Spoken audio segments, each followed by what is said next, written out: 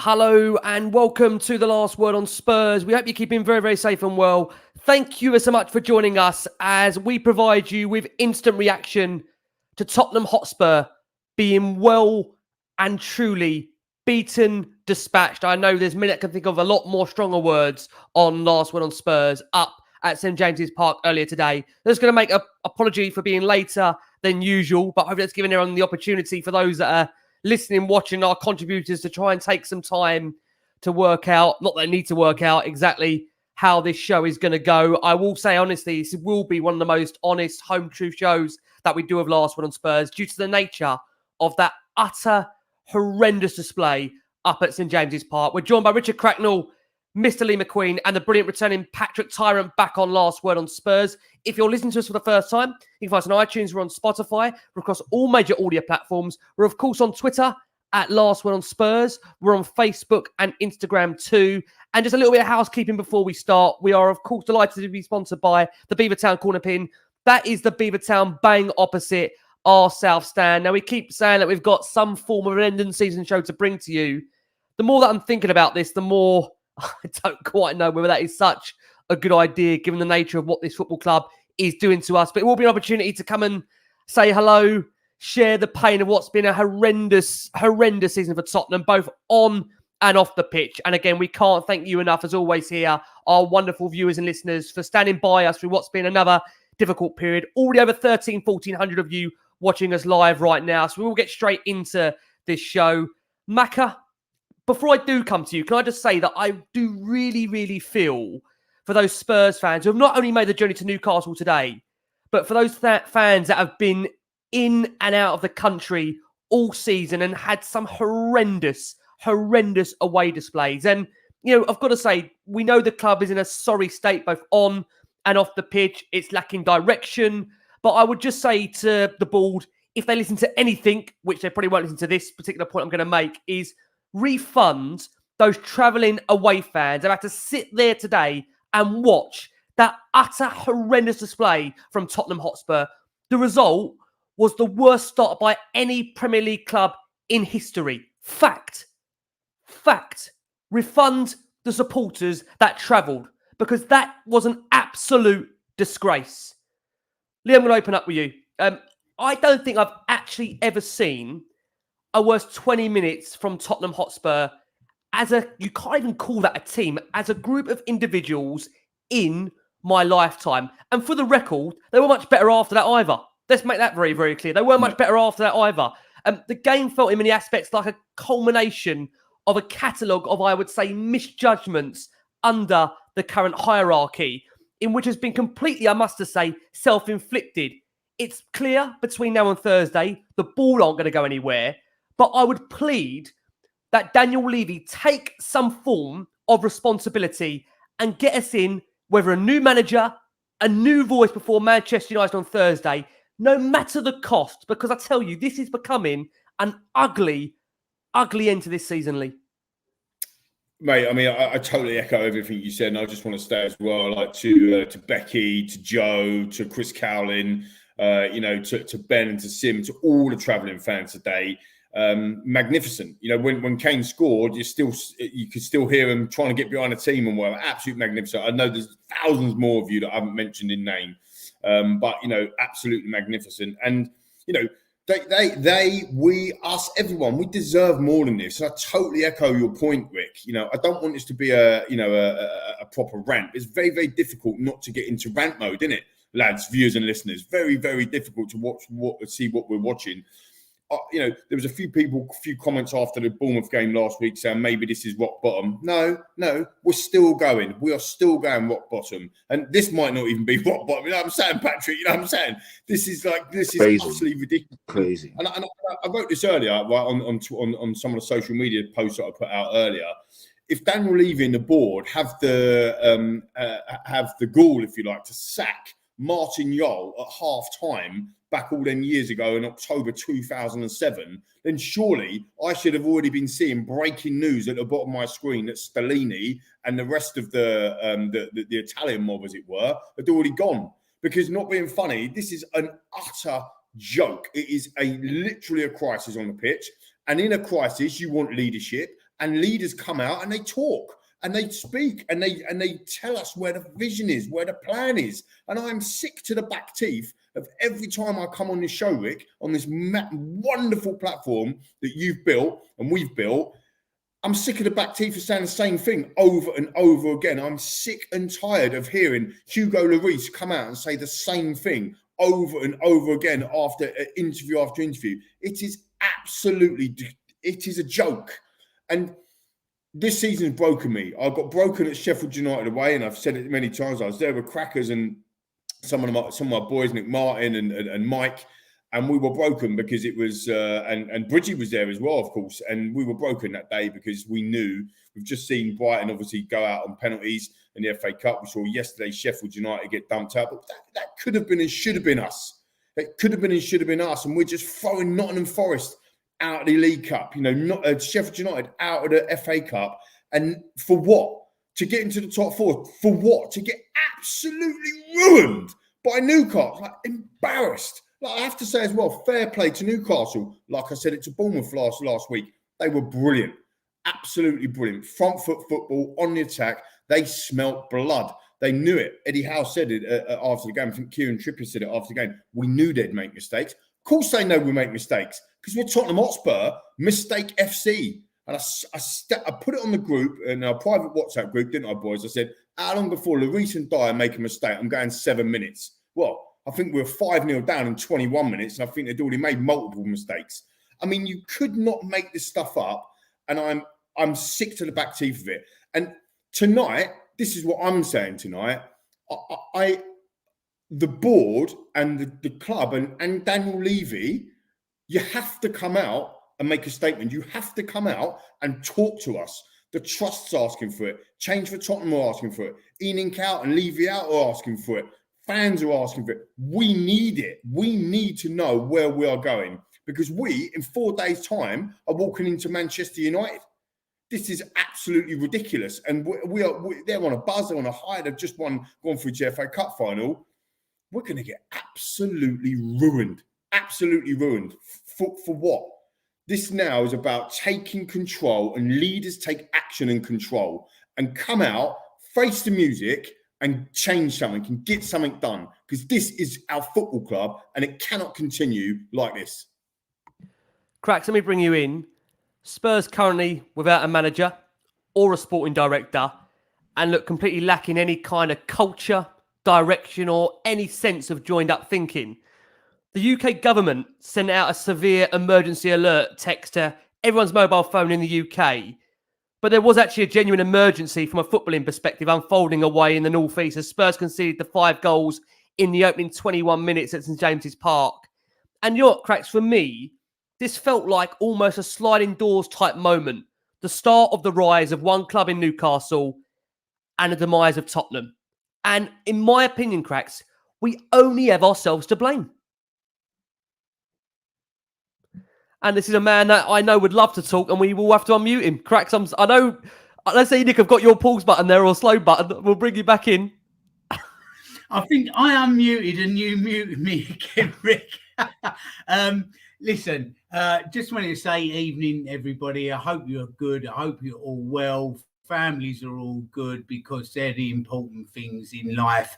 This, it has its place. It's important to us, of course it is, but there's other things. So as long as everybody's all good and all well and family's all fine, that's number one. Rick, a fish rots from the head downwards. It really does. And as you say, with Newcastle now flying and us in demise, and it comes down to one man and one man only, and that's the top of the shop, Daniel Levy. And he simply has to go, Rick. He has to go. Now, okay, look, find me a lunatic with £6 billion to get him gone. It's not easy. So within that, we have to try and pressurise some change or make it uncomfortable for them. That's what we've got to do. And I think it's now on every Spurs fan.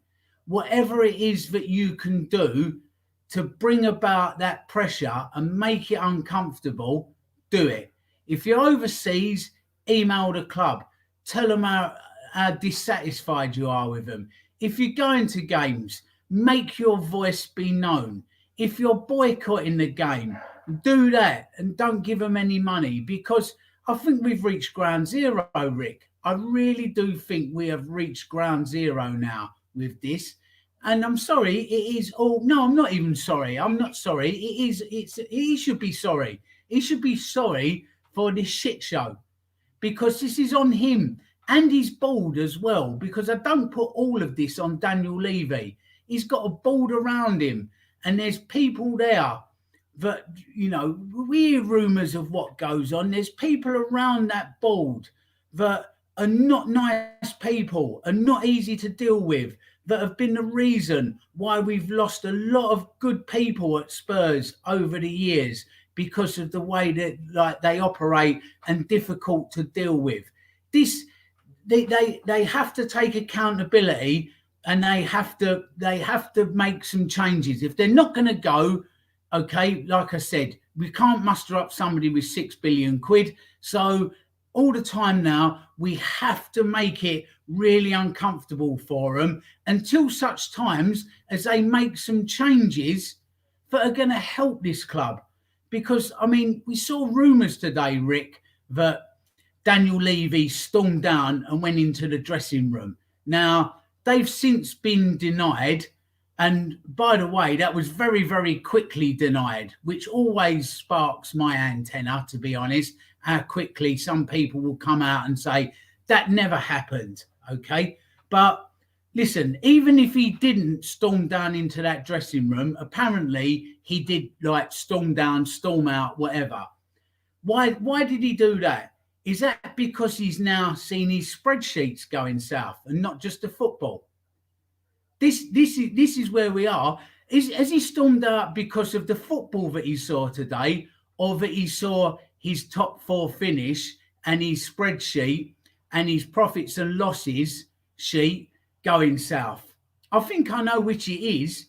It's because the money that he's earning when he goes to see Uncle Joe, he's not showing him some books which are telling a story that once did. Now, I'm sorry, but we've all been jumping up and down and raging about the football for weeks. And do you know what? Emperor Levy has fiddled whilst Rome burned, because the money was still coming in. Now he's seeing it going south, and guess what? The flames are licking around the door of his mansion, because now it isn't the football, it's the money that's going south for him, and he's not happy about it. Well, guess what? It's all on you, mate. You caused this. You've carried on fiddling whilst Rome burned, okay? And this is what you got today because of the way you've been operating this club. So you better shape up or shift out. You ship out, because it's on him. It is absolutely on him. And I want him gone, Rick. I want him and that board gone, because they're not fit for purpose. They're absolutely not. And if they're not gone, I want it absolutely uncomfortable for them. Pat, let me bring you in. Just a quiet return for you on Last Word on Spurs. Never a dull moment, Pat. Never a dull moment. I want to cast your mind back, Pat, to 15th of May 2016. Spurs had just lost 5-1 at St James's Park. Not a single player from that Newcastle team remains at the club. For Spurs, and I found this staggering when I saw this online, again, credit to the person that dug this up, 5 of the players who started that day are in the match day squad for Tottenham. 4 of them started. And I said today felt like an unsurprising consequence of years of disastrous mismanagement from the top down. And this is, Pat, what we see in front of our eyes now. Yeah. So, once again, thanks for having me on, Ricky. Crackers and Lee, pleasure to be on it with you. And I'd like to say good morning, afternoon, or evening to everyone who's tuning in, regardless of what time you're listening and watching this. As Spurs fans, we're all hurting right now. Crackers put it brilliantly, put things into perspective. Football is a big part of our lives, but there's so much more going on. And to be honest, Ricky, I'm not even mad about today's result, because I think when we threw 2 goals away against Southampton, in the last 15 minutes. When we drew 1-1 with Everton, when Michael Keane scored that screamer, when no one closed him down, and we obviously shipped that goal with 2 minutes to go, and then losing to Bournemouth, I knew top four was gone. But, you know, the people that almost have the sheet pulled over their eyes and are not honest said, oh, we're still in it. We still got a chance. We go to Newcastle today and get a result. There was no chance we was going to get a result today. I mean, yes, going into, you know, St. James's Park in the last 5 years or 5 seasons, because Newcastle haven't always been in the Premier League. The last 5 visits there, we had won 4 and drawn 1. But as I've been saying all week, this is a different Newcastle. You could see how good of a team they are. Even when they're dropping points and losing, it's a blip and they usually bounce back. They're a team, they're cohesive. They all play and sing from the same hymn sheet. They've got a manager, they've got direction, they've got a board that knows what they're doing, and we're just the total opposite to them. And I was saying it a long time ago, I didn't want top 4 because I didn't want it to paper over the cracks. People call me crazy because on one side, yes, you want your club to do as well as they can. You always want your club to finish up as high in the league as possible. But also, if we did finish in the top 4, Daniel Levy would ignore all of the alarm signs, all of the danger signs, and say it's a good season, it's a positive season, and then we make minimal investment and we go again. There'd be no changes. And we can all see it. We're literally hanging on by a thread. That thread's now gone, and we are where we are. And it is an absolute horror show. Today, I almost felt like turning over. I don't blame people that left the stadium at 19, 17 minutes. I don't blame people that turned over because it was awful to watch, but I had to watch the whole game. There's no way I was going to not watch it because I wanted to see it all unfold. And we are chalk and cheese. If you look at Newcastle and look where we are, chalk and cheese. Yes, we've got some talented players, but how many of them actually want to be here? How many of them actually want to play for the badge right now? How many of them are actually proud to wear the shirt? You've got a manager that doesn't know what he's doing. I'm sure we're going to get into that. You've got a board that has no direction, no leadership. And it's almost like if you go to school and you have a teacher who's a bit wishy-washy, who doesn't really lay down the ground rules on day one, and you know you can get away with stuff, hand in your homework late, snigger and talk behind their back when they got their back to the board and they're writing on the chalkboard, you're going to do that. If you have a boss that lays down the law and tells you you need to be on time, you need this, and if you don't, you're out the door, you're going to obviously work to those standards. We don't have people that have standards and have morals, and that's why this club is going down the wayside. Son knows he can put in a stinker. He's never going to be dropped. Harry Kane, I love the guy, but he knows even if he has 4 or 5 bad games, he'll never get dropped. It's the same with Højbjerg. I don't know how Sarr got shipped off after the first 15 minutes when he was better than Højbjerg and obviously Skip. I don't understand it. Man, it is. There's so much to get into. Like I said, of course I'm angry, I'm hurt, I'm disappointed, I'm dejected. I'm embarrassed to be a Spurs fan, and I'm so proud of being a Spurs fan. I go to all the games. As you know, Ricky, I'm always battling with so many people on Twitter, on Instagram, on this, on that, on all the podcasts I do because I love Spurs. But there's almost no fight left in me. What can I say to back this club right now when they're not even willing to back themselves? You know, just on that, I'm with you on that. I mean, I was, Rick, you'll tell everyone, right? The viewers and listeners know I was Mr. Positive. Always positive about the Spurs. Like, always up the Spurs. Come on, we can take them down. I thought when Kane scored today, I thought we were back in it. Yeah, same. For a slight second, I was like, if we get another one, come on. Get another one. Yeah. But that essence has been drained out of us, isn't it, Patrick? Like, literally, it's just been wrung out of me. Exactly. I'm leaving games now, and I'm just like, I've got a season ticket, obviously, in the South Stand. And I'm thinking, okay, do I really want to, honestly, true story, do I really want to go on Thursday? Do I honestly want to go on Thursday? Won't see my children in the evening. I've got a long day at work. I don't work. I'm not working in the city on Thursday. So I'd have to go back in. Do I really want to go? Yeah. Lee, don't go. Don't go. It's as simple as that. Don't go. Leave the seat empty. I think this is where we are now. I think this is what we have to do. Leave the seat empty. Don't go and buy a pint or a pie. Leave the seat empty. If everybody does that, well, that I'm telling you, if that crowd is 20,000 short, they will absolutely brick it. I'm trying not to swear here, Rick, and apologies if I do, because it's one of those shows. Don't go, Lee. Honestly, do not go. I'm in the UK on Thursday. I'm not going. I won't go. I Got my might even ticket. go. I might even, honestly, I might even go onto the high road and just to be there and actually make the effort to get there and not go in. And I've got a ticket. I have got a ticket. I'm not going.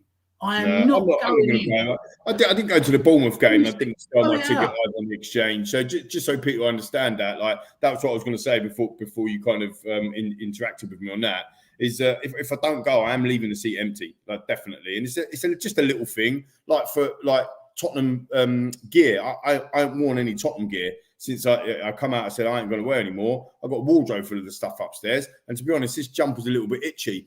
But and I could have got, but I'm not wearing Tottenham gear, right? Because I've just, it's just the little things. So yeah, all is definitely not well, Rick, is it? And well, we don't hear anything, we don't see anything, we don't know where we're going. It's just like a darkness. Look, we've gone into the darkness, and we're just where's the light, man? Well, I think that's the problem today. And I must just say, I know we've done 20 minutes hammering ENIC, and I know there'll probably be more of that to come during this show. But what I would say is that doesn't escape the players' performances today, the management structure, if you could even call it management, as another question. I mean, like I say, there is a multitude of factors with Tottenham, and it's not, as I've said before, all at one person's door. It is at the management structure. It is at the players. It is at the board. You shouldn't be made to feel that you've got to pick a category as to where you apportion your blame, because it can be apportioned at all 4 departments. Our last 5 league games, Newcastle 6, Spurs 1, Spurs 2, Bournemouth 3, Spurs 2, Brighton 1, Everton 1, Spurs 1, Southampton 3, Spurs 3, 14 goals conceded, 2 losses, 2 draws. As John Wenham put it, 1 unjust win, United and Liverpool next. And I have to say, Lee, to come back to you, who would want to either fill this role, given the absolute state of this football club? Even if Julian Nagelsmann was among the club's targets to permanently replace Antonio Conte, watching that, anyone in their right mind would have a rethink.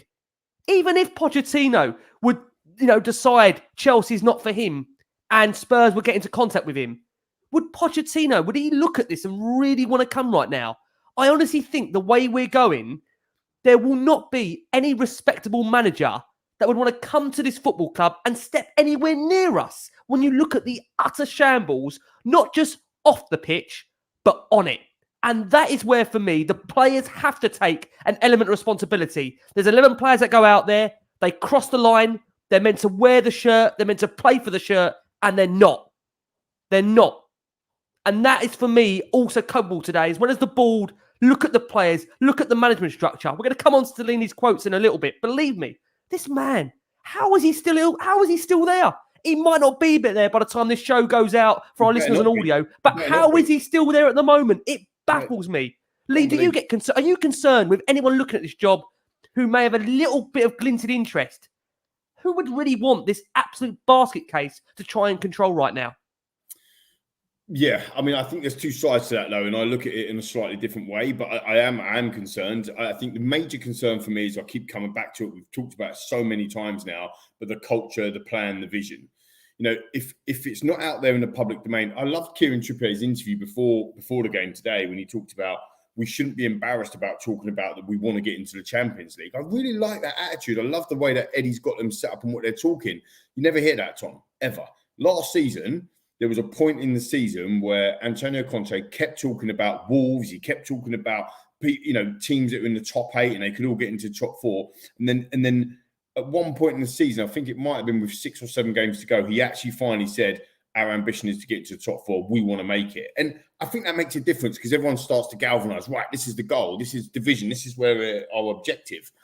The problem that we've got at the moment is the club hasn't done that. So we don't know where we are. I mean, Daniel Levy is storming down towards the tunnel and then maybe darting off because he didn't want to go in there and face the players or whatever rumours are coming out. I think Crackers was spot on. It was because of the fact that top 4's probably, well, we know top 4's gone, but in his mind, he might still be thinking, actually, it is possible without Champions League revenue. The fact is, Rick, that he needs to come out and take leadership and control of his situation by action. And that is by getting rid of Stellini and moving them on, coming out and saying this is our favourite for, this is who we're going after, this is who we actually really want, this is what our vision is, this is what our plan is. And then on the manager side of things, it gives them a bit more, okay, yeah, we know where we're going with this. Behind closed doors having that conversation, managers might be having that, but actually then they're seeing us lot going, and ranting, whatever. It is a bit of a basket case. The other side of the coin, though, is that a manager looking in is probably thinking, I could get miles more out of them players. I could get miles more out of this football club. I could actually go in there and be a hero because I could just turn this thing around. And whether or not they're right or wrong, that's the way the managers, elite managers, have to think, right? Because that's the way they are. And actually, you could argue that Conte did do that last season. Like, is this drop-off now just actually showing how good a job, correct me if I'm, bear with me, that Conte actually did do last season to get us into the top four after we still ended up getting into the top four. So I am worried about the vision, the plan, absolutely. But a new manager coming in, I do think that they would think about it slightly differently. I mean, if I was, and thank goodness for viewers and listeners and Spurs fans around the world, I'm definitely never going to be the manager, right? Thank goodness for that. But if I was being considered as a manager, I would be looking at this situation going, well, I would get at least 20-25% more out of these players, because I don't think that we're getting 50% out of them at the moment. And and I think that's down to the training regime, right from back in the summer, where people were puking at the side of the pitch. I think that was because Conte had been diminishing to some of the group, not playing them, not rotating them properly. So that's hit their confidence. I think it's been the World Cup. I think it's also been the fact that we've had a lot of injuries. Bentancur has been a massive miss, but I also think there's been a lack of direction as well. So when you put all them things together, and then now I think the players are down in tools. I just think Kane must be thinking there today, and I don't just want to highlight on Kane, but Kane must be thinking there today, what is the point? Like, I remember this quote quite vividly in the summer when he was, all the rumours he was going to Man City and all that sort of stuff. He basically come out and quote was saying is, well, I've done my job. And the picture was he's holding the golden boot, isn't he? He's like, well, I've done my job. Where's my teammates? Well, what is he thinking here today? So I do think, just to answer your question, I do think that there will still be managers that want to take this job, because it is an amazing job. It's a poison chalice. Let's be brutally honest about it. I mean, Jose takes the job. This is the other thing. The board has still got Stellini, as we understand it, unless there's been breaking news, which I hope there has. There hasn't been. And they said Jose Mourinho 6 days before cup final, who's a serial trophy winner. They have I suppose the confidence, for want of a better expression, to sack a multiple serial trophy winner 6 days before cup final, but they haven't got the confidence to sack an interim manager, Stellini, after a 6-1 loss. That's a sackable offence. And when he comes out after the game, by the way, and says, my players weren't prepared enough for today, that's your job. That is what your job is. Your job as the manager is to get your players and your staff prepared to go to Newcastle and win the football match. I mean, and he actually said that. He's had 8 days. Has he had 8 days? 8 days. A couple of days off, but come on. That's a sackable offence in itself. Like, what you've been doing all week. Do you know, like, unbelievable. Mad. It's utter madness. Yeah, I mean, Cracks, come over to you. I saw Paul O'Keefe, good friend of the show, on Twitter. He said this is a net result of the board that are too concerned with being a financial juggernaut and having neglected the very thing that the club actually exists for, football. They deserve this and more. And again, I do think if you gave, in 2018, this club to a diehard Arsenal fan and they run it the way they did, you would be thinking to yourselves, are they actually worse off than the way Daniel Levy's run it in the last 4 or 5 years? It is utterly mind-blowing how this club has conspired to completely and utterly break so many fans and players too these last 4 or 5 years. I mean, the ending I thought was very telling of that game, Cracks, because you had Kane going over to the away fans to applaud them, as did Romero, Son, Dyer, Skip and Højbjerg and Danjuma. Perisic and Richarlison, I don't want to dig out a single individual players out here. They're swapping shirts at full time. We've just lost 6-1 at Newcastle at St James's Park. They just don't get it, do they? Why would you be allowing yourself to be seen like that? It's holiday camp. And you know, I've given the ball a good kicking. Well, guess what? Here comes the kicking for the players now as well, because where is their professional pride? Even if they don't want to be at this club anymore, to throw in a performance like that. I have never, ever seen a performance that abject. I've seen us get cuffed plenty of times since 1975, lots of times, but I've never seen us actually abjectly just fold like that. I've never even seen it in kids' football.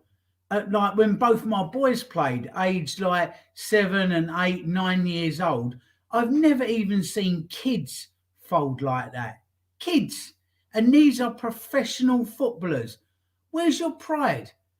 Just your professional pride to actually go out there and do something about it. I saw no player go round each other, rally each other. And then Lloris go off at half time with an injury. You know what, Rick? Bollocks. He never had an injury. And if he wants to sue me, okay? Because I'll wait for your medical reports on that. Oh, my hip. I felt something in my hip. No, you didn't. It all went off in the dressing room. Let's have it right. And he's refused to come out, or he's been taken off. This is the club captain. And then maybe things calm down for 45 minutes and he comes out and does the press conference and speaks to Sky to make it look like things ain't as bad, because you think to yourself, oh, well, if he's had a big tear up, you're not going to get anything from him. But the fact that he comes out and does the press conference is the club leaning on him and saying to him, get out there and do the press conference, make sure everything looks like it's still all okay. That's what that was. And then he turns around and says, oh, mate, we should probably apologise to the fans. Probably. I mean, like it's beyond parody, Rick. Absolutely beyond parody. There is not 1 ounce of team spirit there. There's nobody on that pitch taking any leadership or rallying round or getting around each other or trying to pick each other up. It's desperate. It's absolutely desperate. But I actually think they're a reflection of the club at the moment, because they're not being fed any of that sort of spirit or ethic from within the club. And it's reflected. I think we are on the pitch what we are as a club and a boardroom. Nothing, absolutely nothing from them. All of them, they're spineless, every one of them. And do you know what, Rick? This club needs an absolute root and branch clear out. And that is everybody.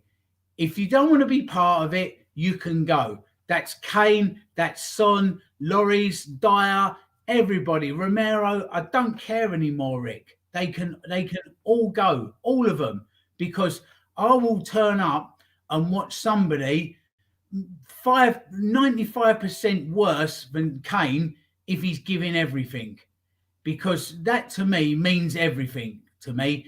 I'll tell you now, if a group of school kids aged 13, 14 met on Tottenham High Road under a lamppost and formed a new club called Tottenham Hotspur, I'd go and get behind that if they took the spirit of the club along.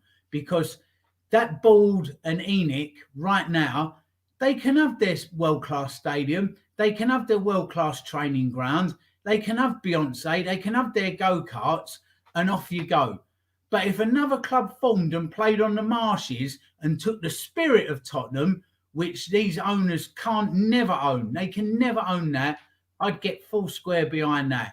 And if all those players that are abjectly letting down the name of Tottenham Hotspur as well want to go and play in that, fine, see you later. I'll watch 11 lads have a go in the name of Tottenham Hotspur. It was spineless today, absolutely spineless.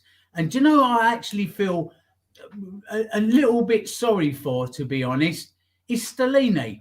I was just about to say that. Yeah, I was just like, he's actually... I think that man is genuinely giving it his best shot. But you know what, Rick? It ain't good enough. But for me, he's giving it his best shot. So fair play to him for trying to have a go. He's way out of his depth. Yeah. He can't cope. He has to go, but you cannot fault that he's actually trying to like do something. He's getting it wrong, okay? But it looks like he actually cares. He seems like a decent guy. Ryan Mason seems like a decent guy, but they're out their depth. But you know what? They're a cheap option. They're an easy option for this board because they will not and cannot make any hard decisions. And that's it in a nutshell. Look, what we are going to do, we are going to go for our first break of the show for our listeners on audio. For those that are watching us live, there's over 2,500 of you plus watching us live. So again, a massive thank you for all of your incredible support for Last Word on Spurs, in which I know many predicted it to be a therapy session. But again, the nature of the defeat, 6-1, just impossible to comprehend just naturally what this is doing to fans that, I said it again on our last show, football is an escapism of life. It's a chance for you to break away from what your day-to-day problems are and look forward to your football club, the team you love, the badge you love to wear, the shirts you love to wear, the goals you love to see. Spurs aren't giving us any of that right now. They're not giving us anything of that. And I will promise everybody one thing. We will come back. We will be a team again. I'm not sure when that will be. I can't promise you or predict, but it will happen again. But as fans, we're having to really go through a really hard period. But I'll say it before and I've said it again. When eventually Spurs do win, it will be the sweetest feeling in the world, whatever that trophy will be, because it can be quite easy to go and, support United, City, Liverpool, Chelsea. Dare I mention them down the road? But the Spurs have had to go through some hard times, and our time will come. When that will be, I can't promise you when that will be. Pat, let me come over to you. I think Cracker's made a very good point there before we went for that first break. It is very easy to feel sorry for Stellini, who I do agree with Cracker. I think he's a decent man. I think he actually is very, very proud to be the acting head coach. I use that word acting because it is quite frankly an act at the moment, isn't it? Generally, the way it's going. The formation, the personnel, we're going to come on to that. But ultimately, this is a consequence of a club with really no identity, no cohesion, no structure, and players that have been really allowed to down tools because there isn't any real consequence for their actions. Lloris, as we played it into that break there for our listeners on audio, he apologised to the Spurs fans for the manner of the defeat. He said it's embarrassing. We should apologise. We didn't show a good face and we could not match the performance of the Newcastle players. We were late in all aspects of the game and were completely missed in the first part of the game. The second half is a different story, but it's really painful. It's not about tactics. We just could not fight and we were late. Pat, when you're hearing that from who is meant to be the captain of the football club, is that not bewilderment? That he'll come out and say that and then he'll face those members that are meant to be colleagues in the dressing room. Yeah, what's your thoughts on those words, Pat? It's disgusting. And to be fair, Ricky, Crackers, you guys are better men than me because I don't feel sorry for Stellini. I'm sorry. We are a massive football club, meant to be one of the biggest clubs in the world, one of the best clubs in the world. It's not a place where wannabe managers who've never managed at this level get their apprenticeship. This is a club which should be aiming and striving for big things. So if they throw Stellini in and he's not ready, get him out. There's no time to feel sorry for him. We need to win games. This season's done now, obviously. The manner of Stellini's tenure, 4 games in, drawn with Everton, won against Brighton, very luckily, dare I say it. But, you make your own luck. So cool, we ride that. We roll with that one. Lost at Bournemouth, got smashed today. We scored 6 goals. We conceded 11. The guy's way out of his depth. He needs to go right now. I don't feel sorry for him. I want him gone. I'm sick and tired of looking at his face. He looks like he doesn't know what he's doing on the touchline. The guy's out of his depth, clearly. You move to a back 4 against one of the best teams in the league defensively, against, at one of the most hostile and hardest grounds in the country. We get smashed to pieces because our left back and our right back aren't good defensively. They're brought in for their attacking prowess. So we get exposed there. He then takes off Sarr, who was every game we've got a sacrificial lamb these days. There's always someone who's getting sacrificed in the game, mid-first half, which shows that we're just we just don't know what we're doing. And then obviously, you know, we're smashed. I've never seen us concede 5 goals in the first half, you know. I don't know. Obviously, some of the older viewers may be able to tell us. I think there's only been one team it's happened to, Pat, in Premier League history. In Premier League history.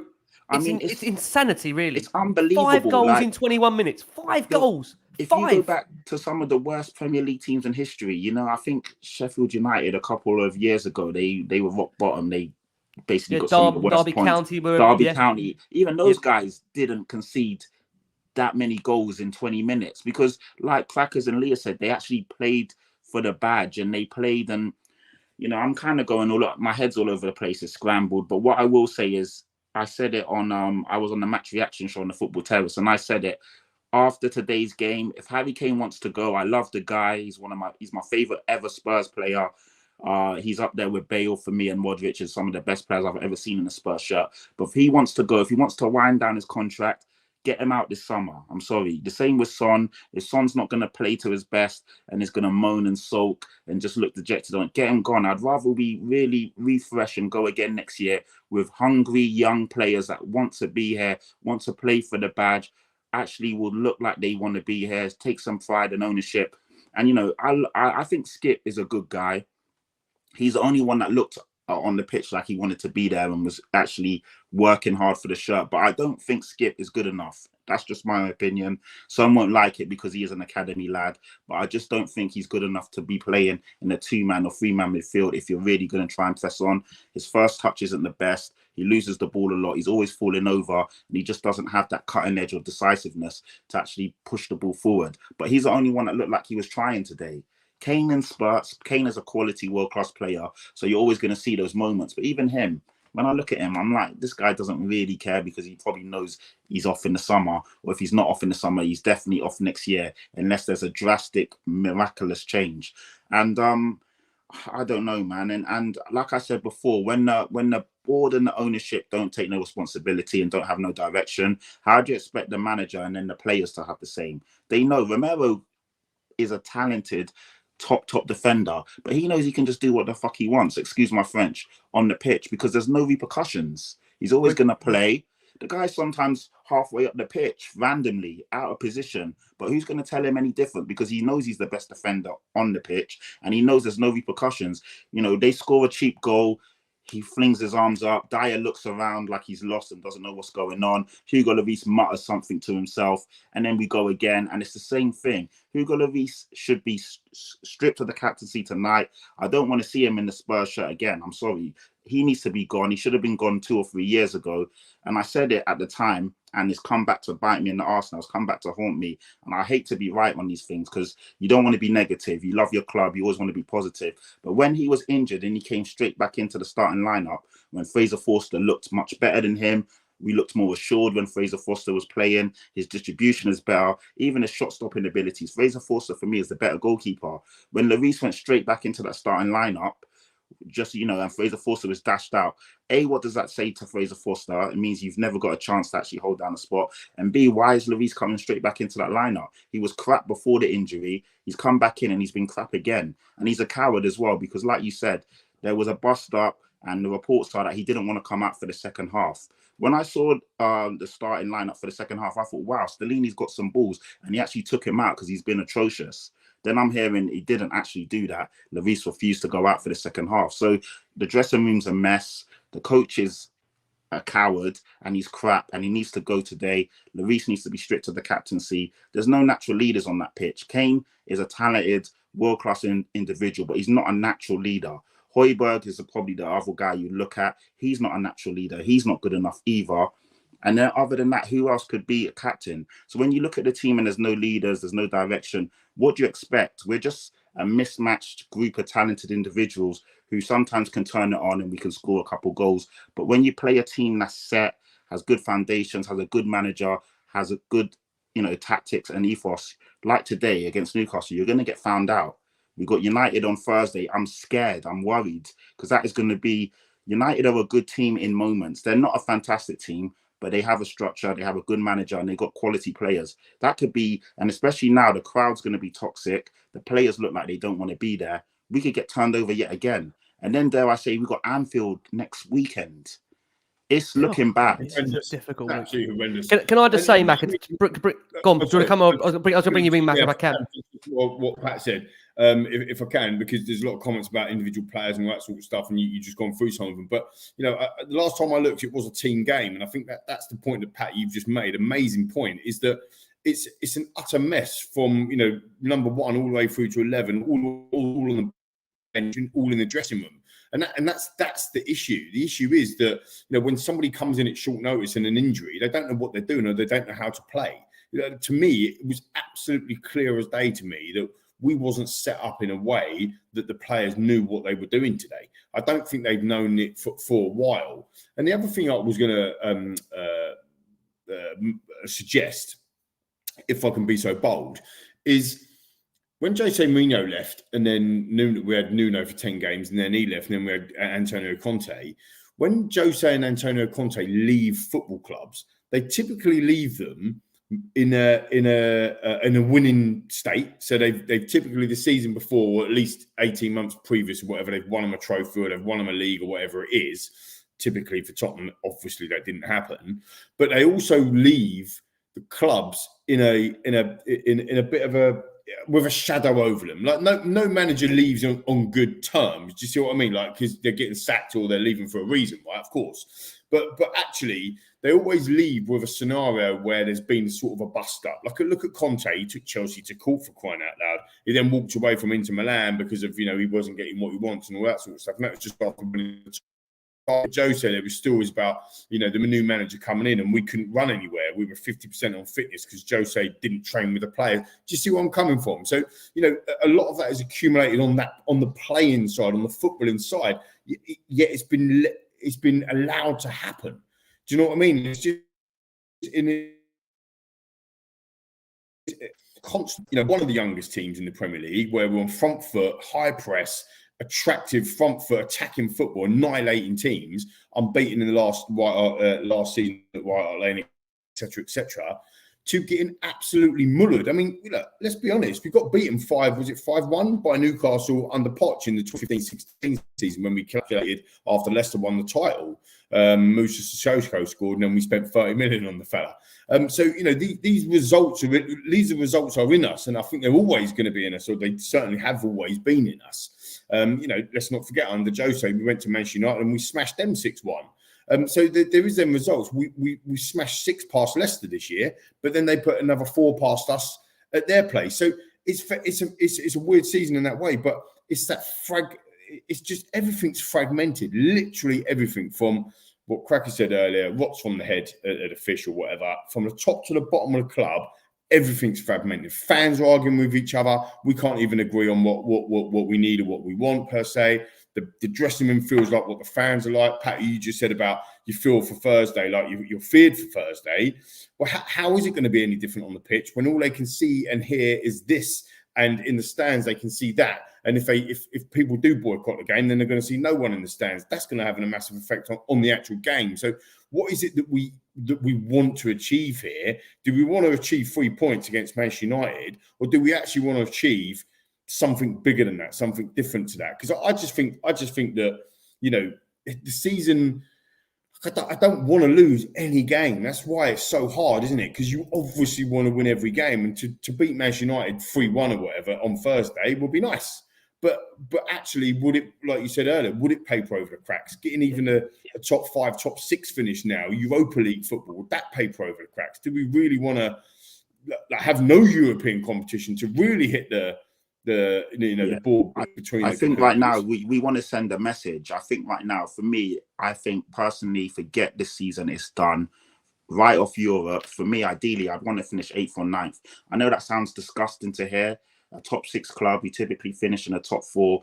If we have a bad season, we make Europa. I'd love us to finish outside of the top 7. I don't want Conference League. Really drum home that message.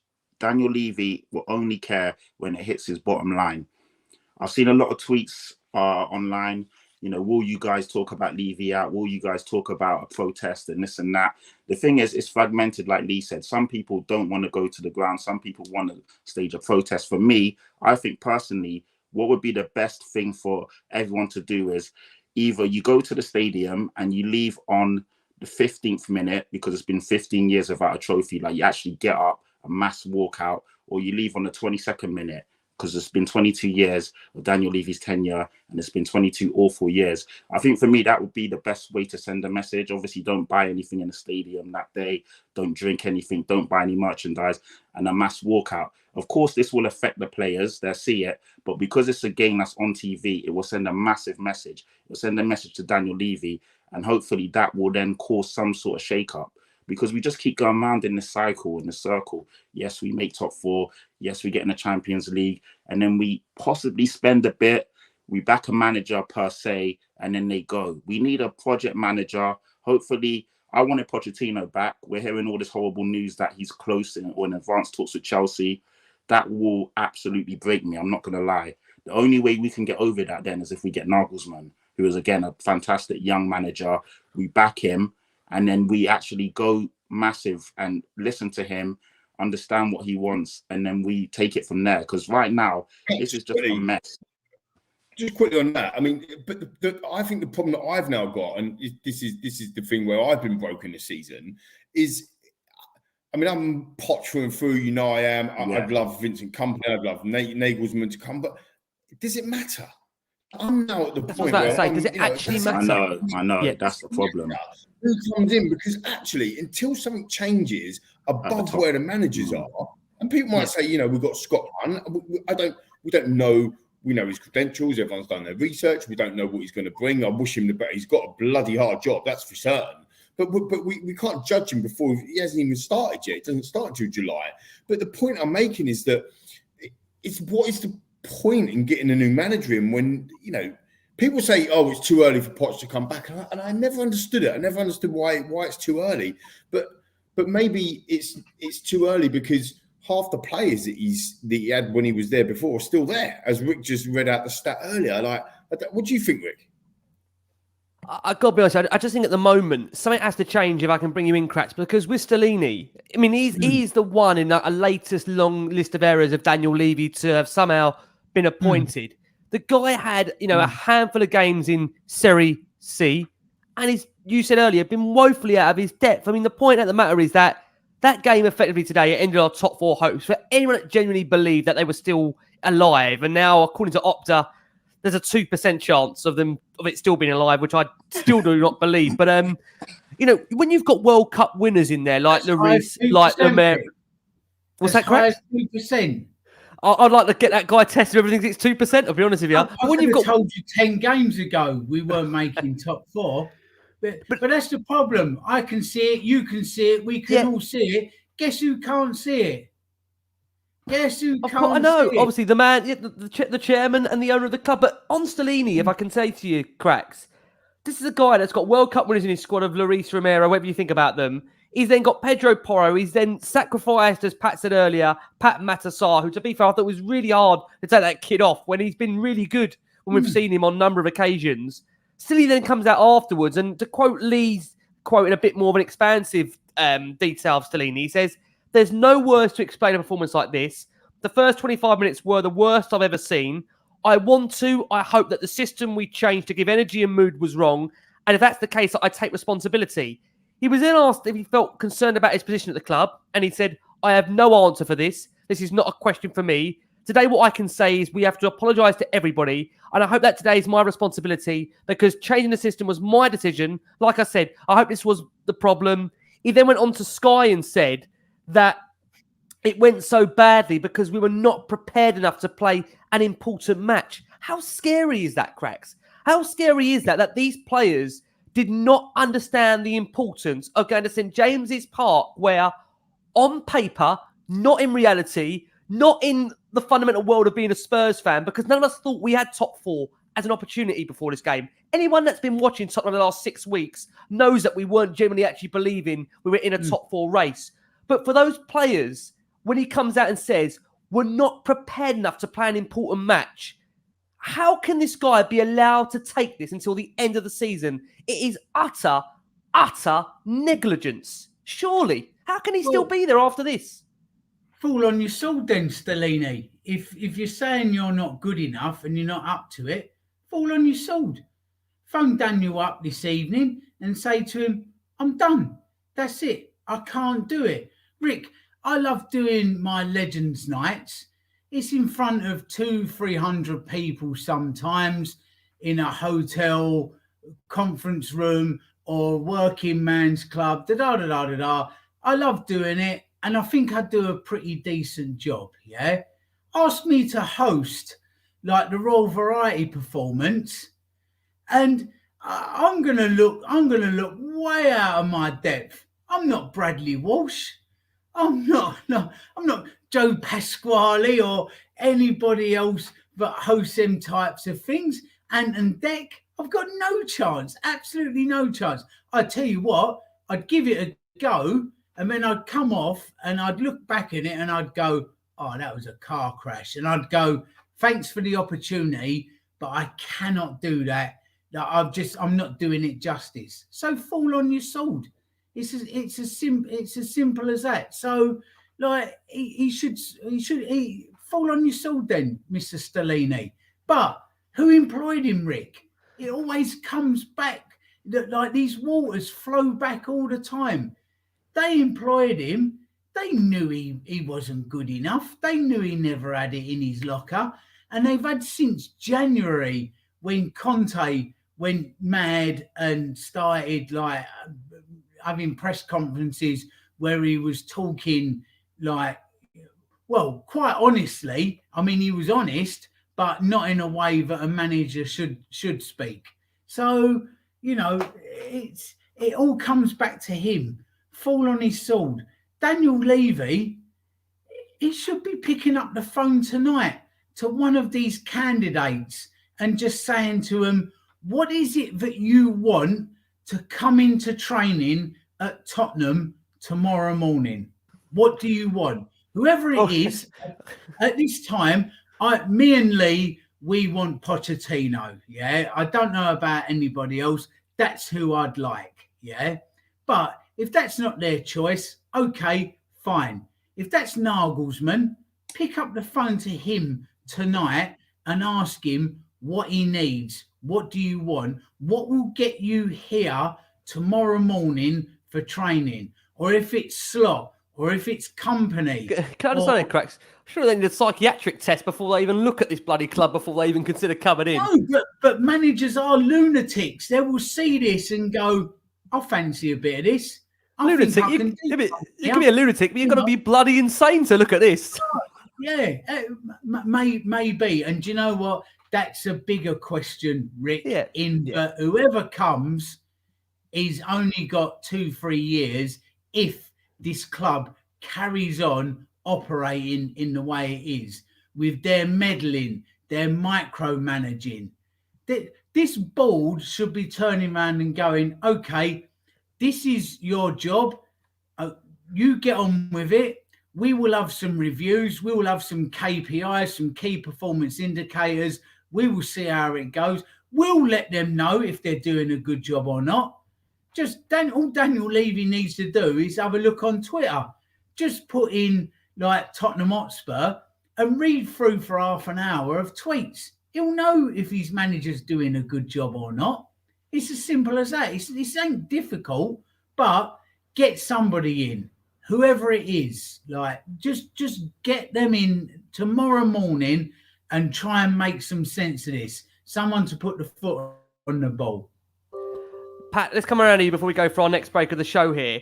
Just to, again, elaborate a little bit on what Stellini was saying in his post-match press conference. I'm sorry, I have to put you through this.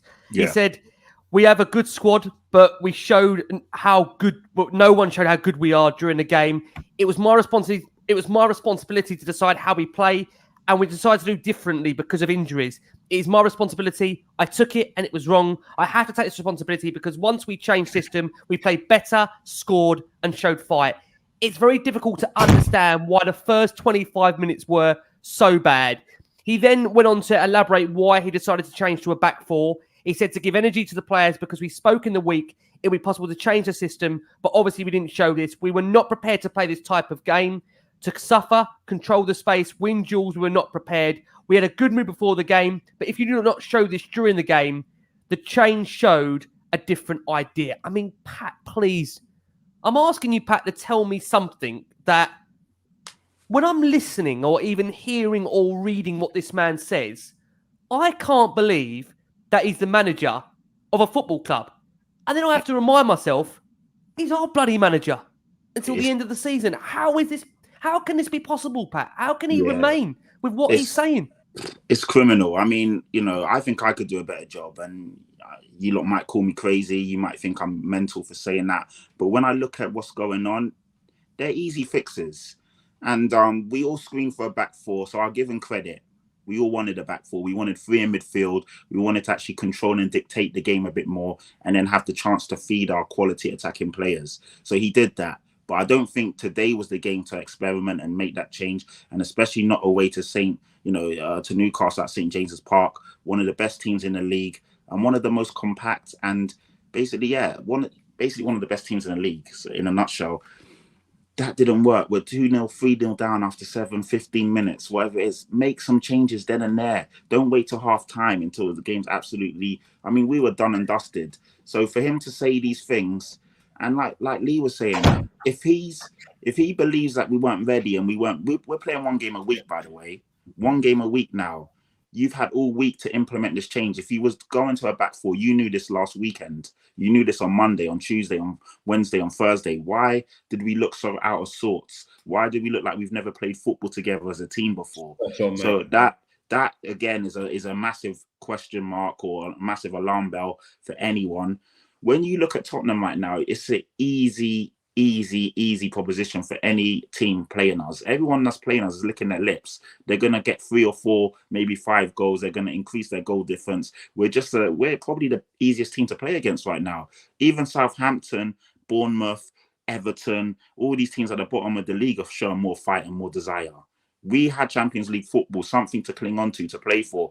We've got nothing now. We're playing like we've got nothing to play for. At least the teams at the bottom are showing some sort of fight and desire.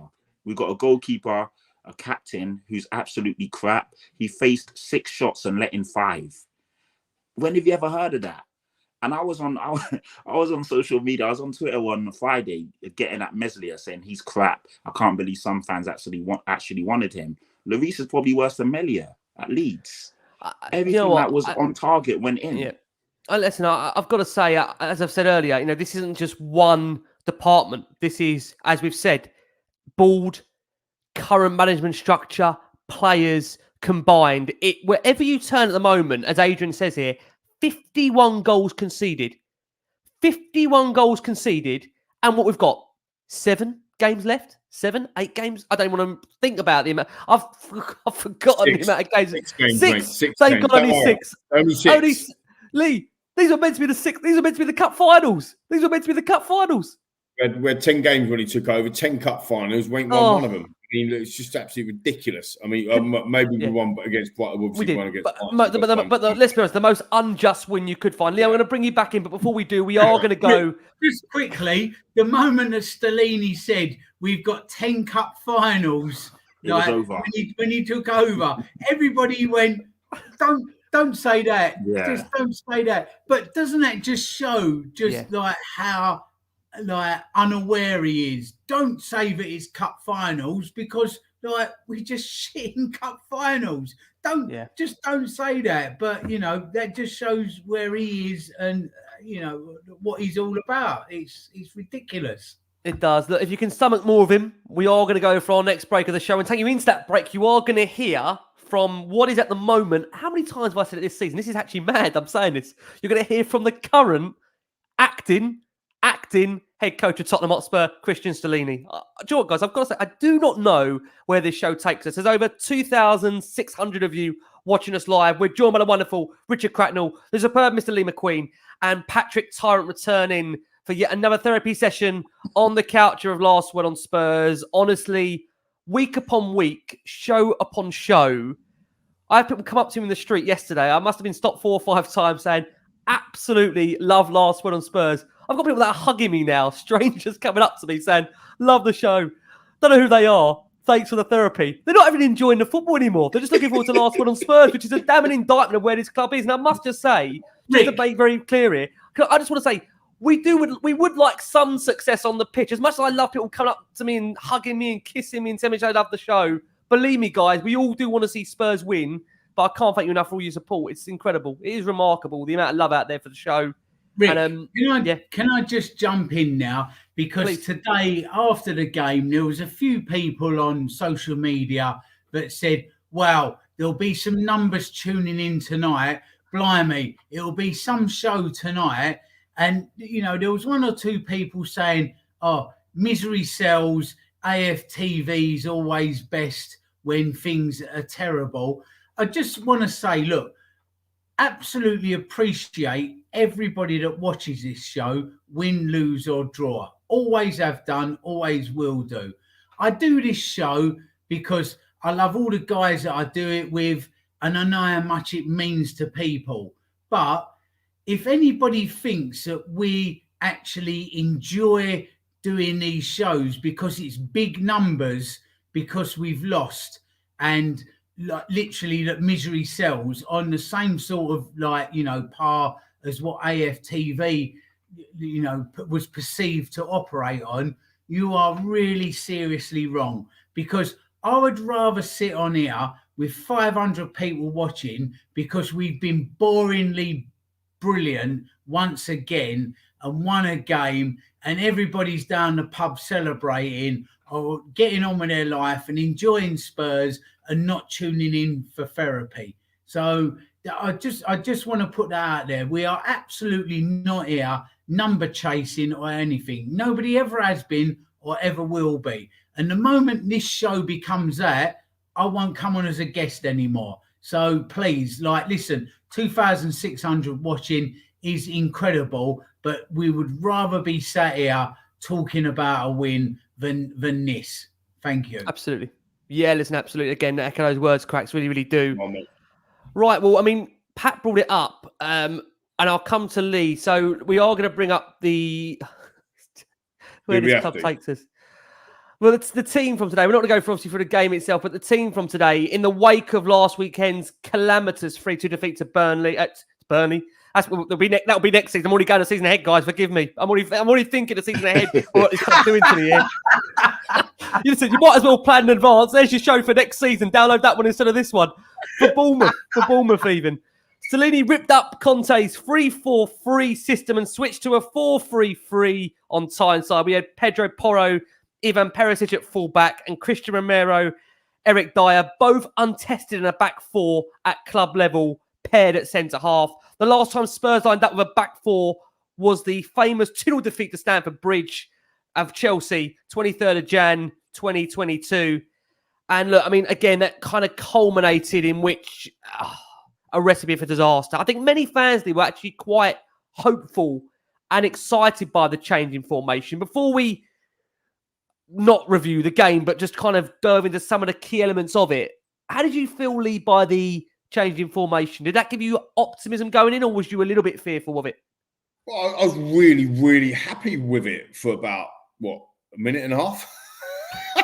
Less than that. Was it a minute? No, you could have a minute and 35 seconds, I think. Yeah, but about a minute and a half, I was really happy. And then after that, for the first 21 minutes, I was absolutely gobsmacked.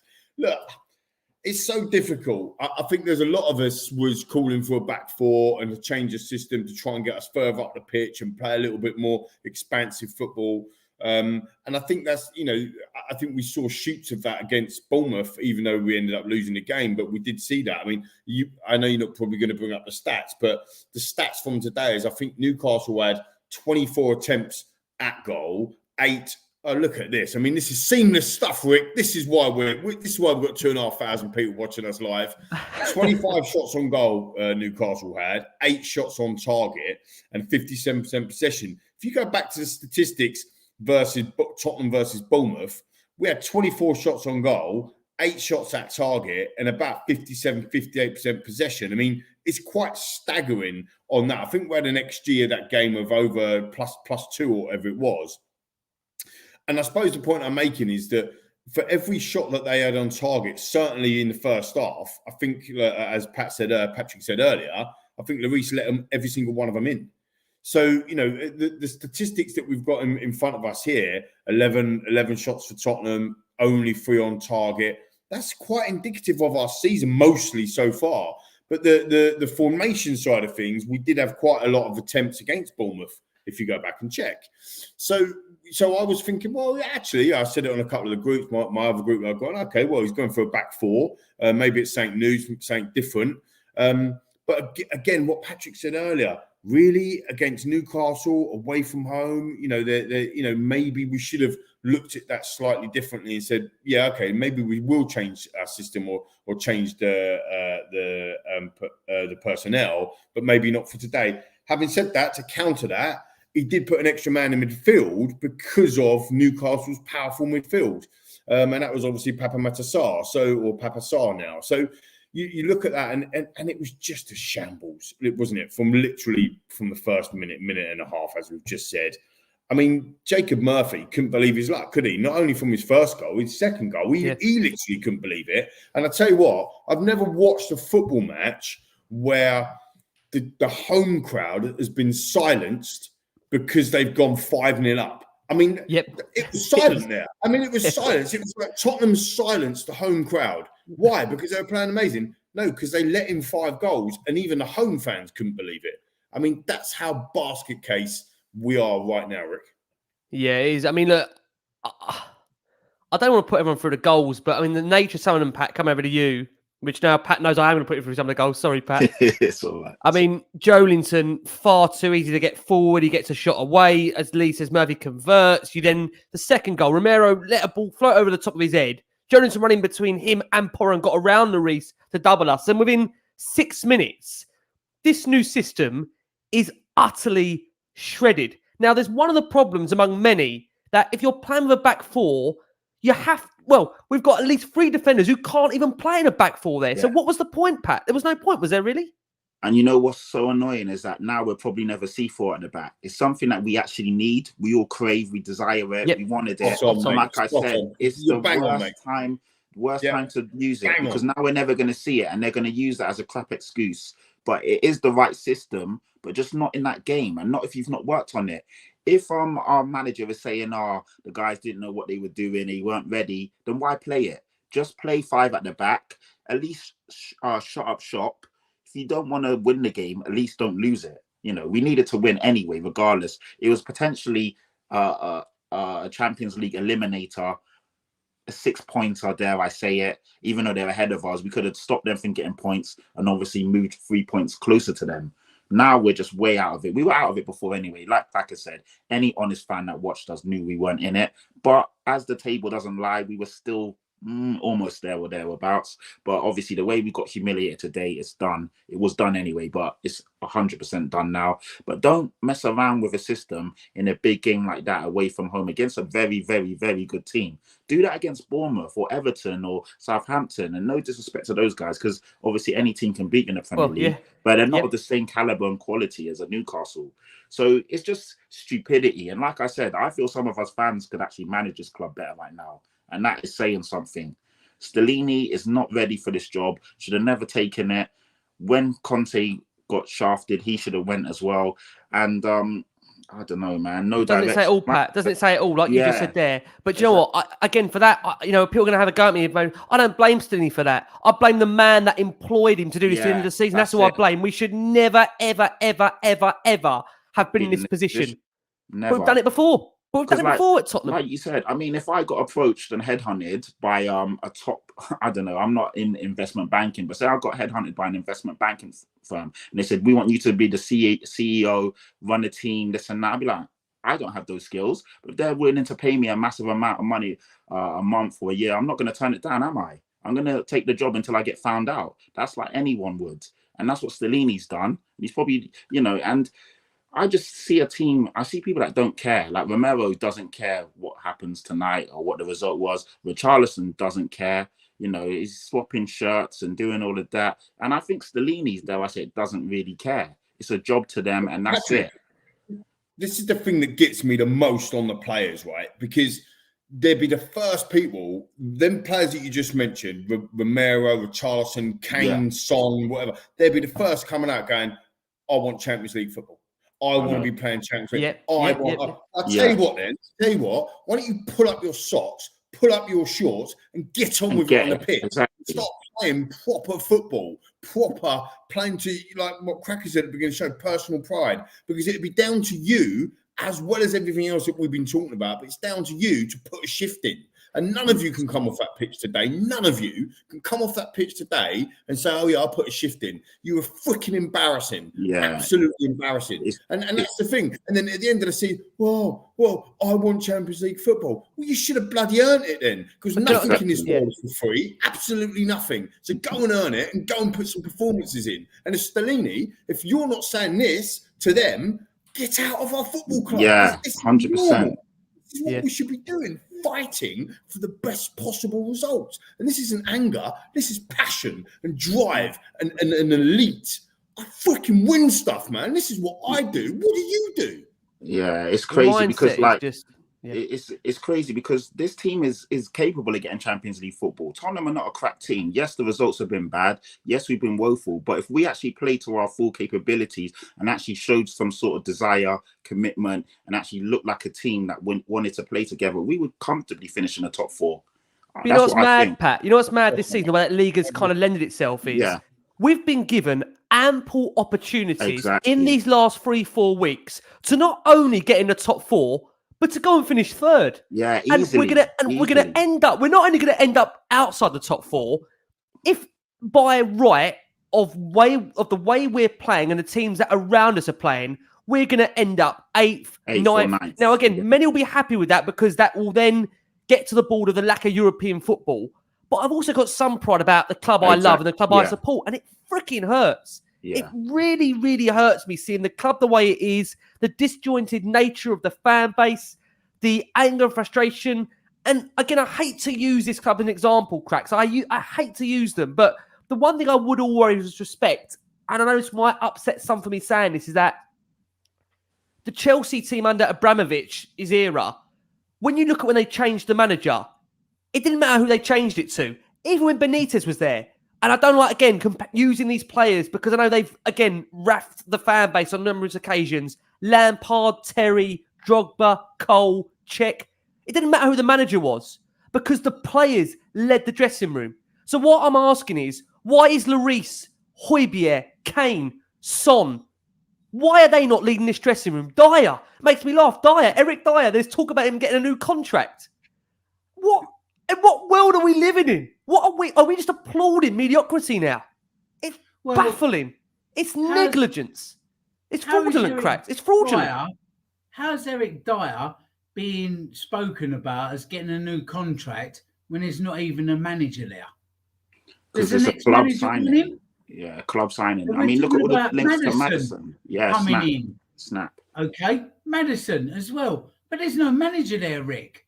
So, I mean, that tells you like quite a lot, doesn't it? That the club are signing players. A club shouldn't be signing players. A club should just be looking at what the manager brings to them and giving them what he's going to cost. And the manager goes to the board and says, Maddison or suits my style of football, what I want to bring to this club. And the club goes, okay, let's go and speak to the club. That's what they should do. Sometimes they don't. They go and speak to the player directly or the agent. But let's keep it ethical. The club speaks to the club that owns his registration and says, we would like permission to speak to Maddison. Yeah. So they say, okay, but we are looking for X amount of money. The club then goes away and says, okay, that's within our budget. That's who you want? Fine. Okay, we'll go away and we'll speak to him. And they try and make a deal work. But there's no manager there, Rick. So why are we linked with Maddison? Okay, I kind of get that Maddison is one of those players that maybe works with a lot of managers. Yeah, there's some players that if you can sign them, they should be able to work with. Not with Conte. Sorry? Not with not Conte. with Clearly, his there bowling you council go. didn't want him. So, So this is but the let's problem you're highlighting. What happens if we sign Maddison? Well, hey, nice one, like homegrown talent, great player. I'd love him at Tottenham, lockpicker Rick. And then all of a sudden we go and sign another Conte type who doesn't play with a number 10 per se.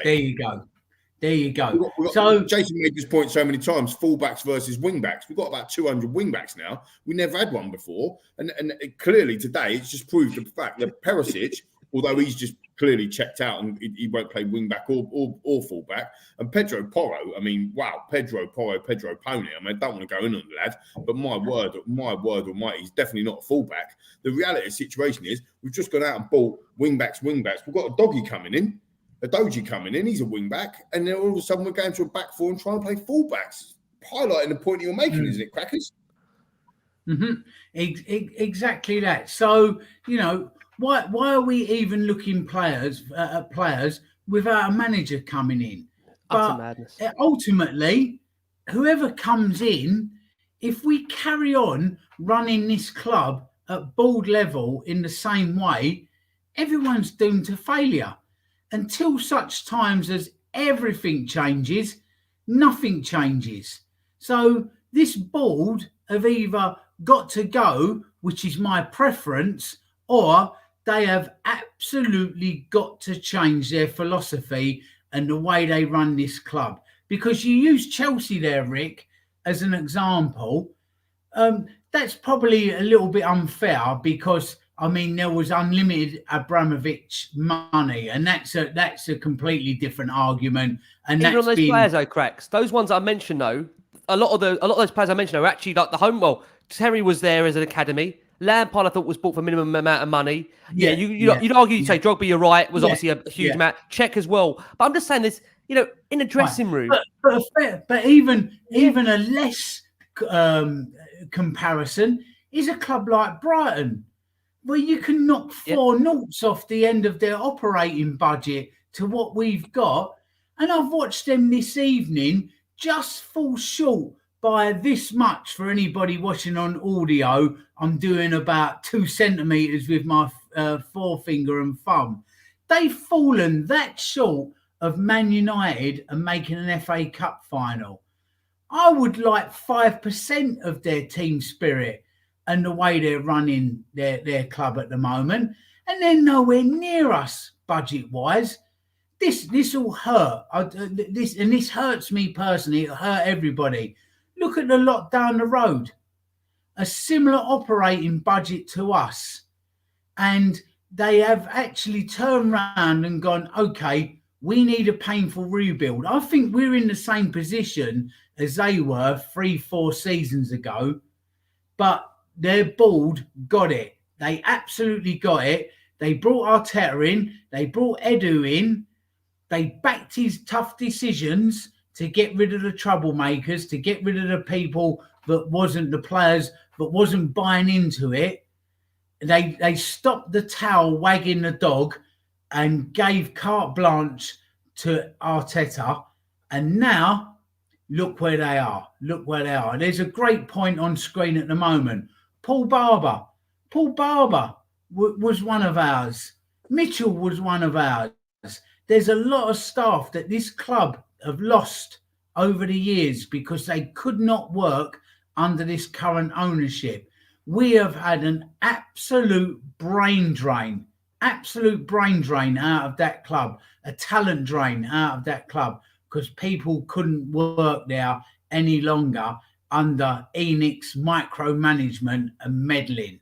So until they change or go, Rick, this is where we are. It is something's got to change. It absolutely has to, and we have to force that change. We absolutely have to force that change. Yeah, no, I agree. I mean, Rick, just on can the I just say, Rick? Go can on, I Pat, just please say go one for it. thing about Pedro Please, Pat. Porro? I know a lot of people are getting on to Pedro Porro. His performances haven't been good over the last couple of weeks. But what I will say is that don't write the guy off yet. I've seen him totally play agree. many a time. in the Champions League, in big games, and been fantastic. We bought him for a reason, but Yeah. no one looks good in this system, in No, I this agree. team, And with these players. They haven't got a manager either, Pat. Yeah, They haven't got a manager. Son doesn't look good, and we know he's a world people class won't like player. this. I refused. I'm telling you now, I refused, and it's about saying again, very cornish of me to say this. And Pat, please come back in if you want to on this. Yeah.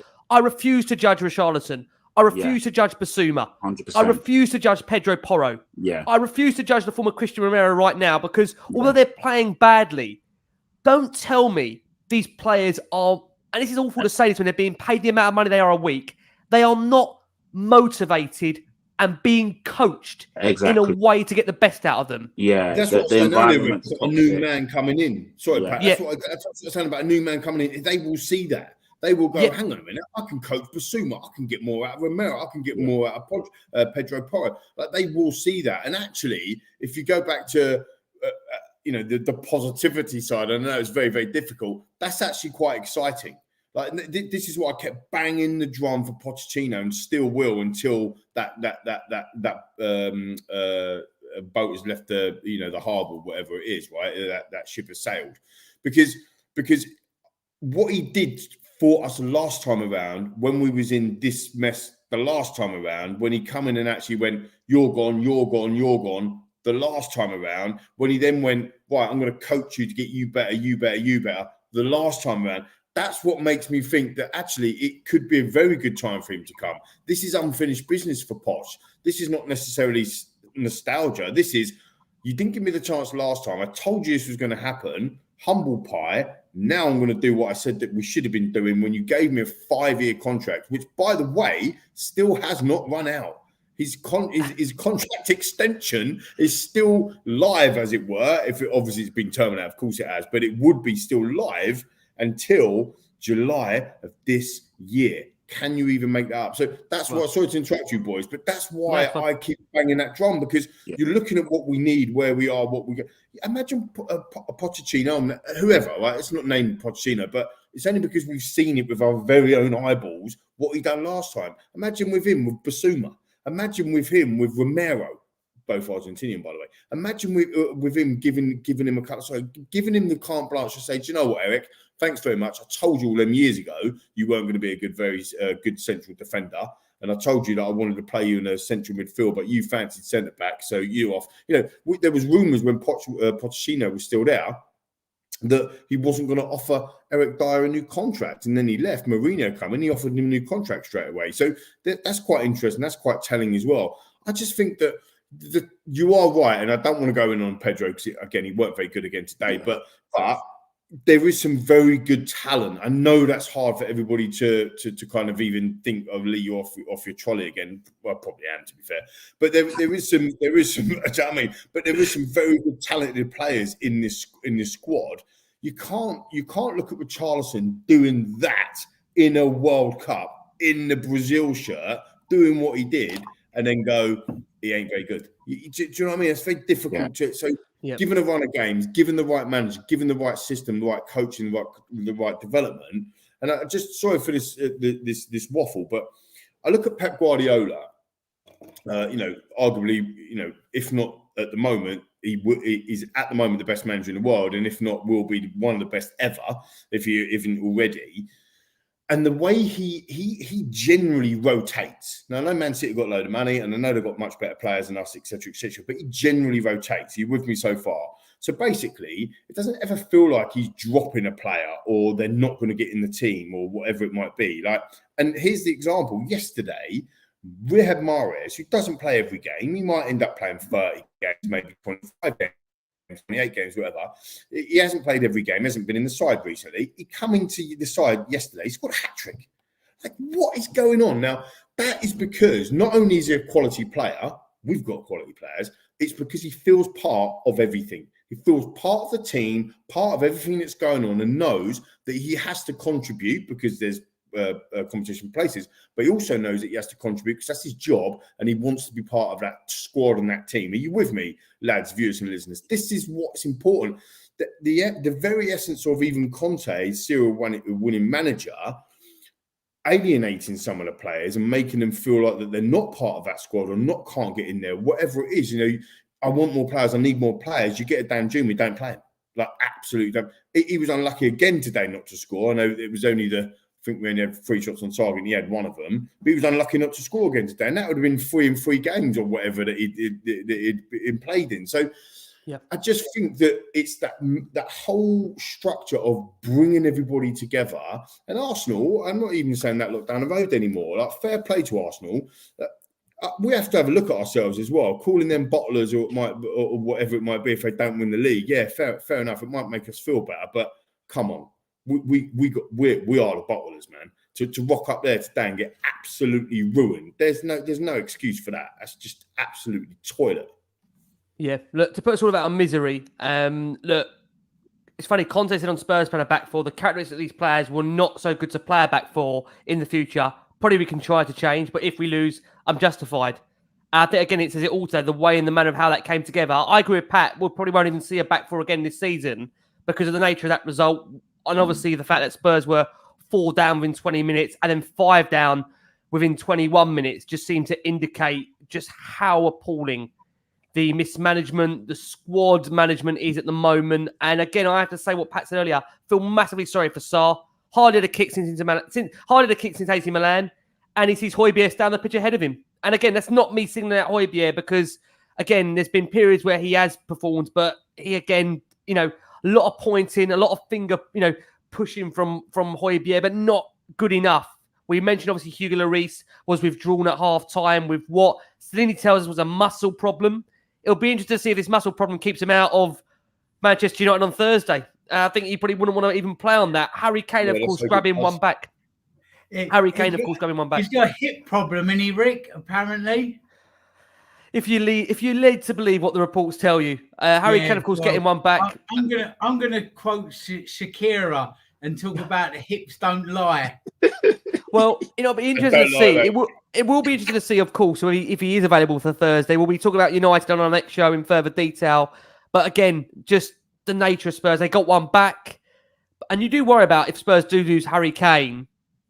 You think we might need to actually sign up to 10 players to fill the amount of goals Harry Kane is bringing to a Spurs shirt. But again, people laughed when Liverpool sold Coutinho.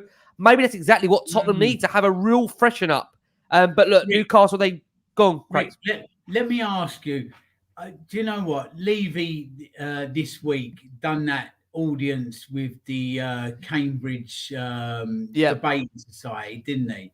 Okay, so let me ask you, Daniel Levy, are you gonna one day come and do an interview with one of the pods, or Dan Kilpatrick or Alistair Gold, and come and ask some questions? Because I've got an absolute raft of questions for him. First one is, if you appoint a new manager and he says, I don't think Harry Kane's heart's in this club anymore and I want to sell him, will you back him? Simple as that. And let's see what Daniel Levy says. Because if he says, no, I wouldn't back him, then that's not a chairman for me. You've got to let your manager have carte blanche. He answered one of those questions at that Cambridge Debating Society about his legacy and if he wanted a statue built to him and what he wanted said on it and how much. He said, I would hope that it would say how much good I've done for Tottenham. Well, let me tell you, 10 years ago, he wanted to move Tottenham to Stratford. He didn't even want to be in Tottenham anymore because he saw more profit from going to Stratford and the Olympic Stadium than he did at Tottenham. So I'd like to ask him that as well. Why did you want to go to Stratford if Tottenham means so much to you as an area? There's loads and loads of questions. So all these things all lead back to Daniel Levy and questions that he needs to answer. He needs to step up. He needs to come and answer these things. This board needs to come and answer these questions. We've got loads of them for him. Follow-up questions to what he faced at Cambridge to see where he's living, to see what he's all about, to see what he wants for Tottenham Hotspur, because this club's going nowhere until such time as they pick a manager and back him to the hill with every last decision he makes. If it doesn't work, fine, no problem. I've got no problem with that, but we failed trying to do the right thing. It's as simple as that. Yep, I agree. I want to close it on this question. Before I do, just a massive shout out to Be Kind Mofo, who says, best Spurs channel. I come for therapy every time I need it. Crackers is a legend. Ricky's a great host. Lee says it how it is. Pat's been brilliant. Love you guys. Thank you so much. Really, really appreciate his very, very kind words. Guys, get rid of those bingo card callers. Very conscious of time. I'm going to close it on this particular question I want to ask you all. Pat, been a pleasure having you back on Last One on Spurs, bro. We want to ask you this question now. Based on today and these last 4 or 5 weeks, the drain of Tottenham in general, do you expect Cristian Stellini to be here at the end of the season? Or do you think there will be a decision on his future before Manchester United on Thursday? No way do I expect him to be at the end of the season. I want him gone now. I mean, what I want and what the board do is 2 different things. We all know that. He needs to go today. I mean, 6-1. I said 5, it was 6 in the end. A 6-1 mauling will get most managers sacked. In the manner that defeat shows that the players aren't really in it. Their heart's not in it. They don't know what they're doing. He doesn't know how to set the team up. He doesn't know how to motivate the team. He doesn't have a clue. We got outclassed by somebody who's meant to be our top 4 rivals. And it's chalk and cheese in terms of the actual quality and caliber of the 2 teams right now. So we got another big test on Thursday. And then we've got Liverpool as well. So the fact that we've got 2 massive games coming up, if the chairman has any pride, then he needs to make a change now. And Cracker's made a great point about the questions, the Daniel Levy sit down at the Oxford, whatever you want to call it. Daniel Levy made a point that he's actually happy that he's a private person and he doesn't come out and talk much and answer questions. And I'm like, that's not something to be proud of. The fact that we don't understand and don't have any direction, no one knows what you're thinking, no one knows where the club is heading, that is something that you shouldn't be proud of. That's actually embarrassing. You're somebody who, he says he doesn't like the spotlight, but he loves the spotlight in the sense of he wants everyone to know he's a fantastic chairman. He wants everyone to know that he's a shrewd negotiator, that he's built this massive stadium, that he's doing all these great things for Tottenham Hotspur and a local community. That's all he banged on about at that speech. But what about the actual football? That is what we care about as fans. All the other stuff are nice to haves. They're great if the football is good. But when the football's bad, no one cares about a concert. No one cares about a boxing show, go-karts, or the late, whatever is next, a golf course. He's launching golf clothing and all of this other crap. No one cares if the football isn't where it needs to be. So, I mean, Stellini needs to go tonight. I need to see that ticker on Sky Sports News. The yellow tick at the bottom of my screen. Stellini has been sacked, and we need some new sort of direction for Thursday. Otherwise, we're going to get absolutely humiliated. Manchester United are a good team. If we don't turn up, it's going to be another battering. Honestly, Pat, I know many will echo those words. Pat, you fight Spurs' battles on so many different platforms. Where can everybody check you out for the latest of your defences of this football club, what they're doing for you? I mean, once again, it's a pleasure being on with you guys. You're all so great at what you do, and you're just as passionate as me, so I love being on it with you. But my name is Patrick Tyrant, so Patrick spelled the normal way with a K at the end, and then Tyrant. You can catch me on Twitter and Instagram. Follow me on there, you'll see everything I'm up to. And I just want to say sorry to all the Spurs fans, man. I know you're going through it. We're all going through it. But as a community, let's just come together. I don't want to see in-house fighting. I know a lot of fans are getting at each other. People in the stadium are getting at each other. The last time the game I was at Bournemouth, people were arguing amongst each other. None of that is good. We're all in this together. And the people that we should be angry at are the board. So that's all I want to say right now. Pat, been a real true pleasure having you on. Cracks has come to you next. Same question I ask you. I can't believe I'm asking this question multiple times in a season. Just it probably tells you just where we are as a football club. Cracks, will Cristian Stellini be here come the end of this season, or are we going to do another emergency break-in podcast at some point this week? Rick, who knows? Who knows? You can't judge it. It's 9 o'clock now on Sunday evening for those of you listening on audio further down the line, and at 10 o'clock we might well get that photo of the Spurs cockerel looking from below, looking up, mightn't we? Look, we've got it in our capabilities to be able to make that post and say he's been replaced. Here's our new permanent manager. A ballsy, brave chairman would do that. He'd pick a fire and go with him and stick with it. Will he do that? I don't know. I don't think so. I think he's a coward, Rick. I think he's an absolute coward. I don't think he's got the minerals to do it. I don't think he's got the minerals to run a football club.